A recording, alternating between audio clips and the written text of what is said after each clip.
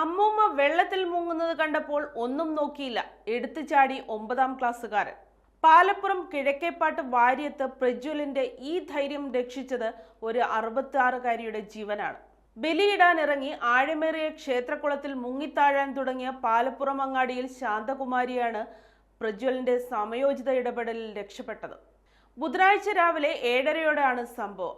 മകരമാസത്തിലെ വാവായിരുന്നതിനാൽ ബലിയിടാനാണ് ശാന്തകുമാരി പാലപ്പുറം വിഷ്ണു ക്ഷേത്രക്കുളത്തിലെത്തിയത്.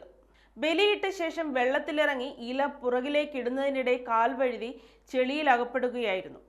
വാഴയില വെട്ടാൻ കുളത്തിന് സമീപം വന്നതായിരുന്നു പ്രജ്വൽ. ശാന്തകുമാരിയുടെ അലർച്ച കേട്ട് നോക്കുമ്പോൾ കൈകളിട്ടടിച്ച് മുങ്ങുന്നതാണ് കണ്ടത്. ഒട്ടും പതറാതെ ഓടിവന്ന് കുളത്തിലേക്ക് എടുത്തു ചാടി. ശാന്തകുമാരിയുടെ കൈ പിടിച്ചു വലിച്ചു കയറ്റി.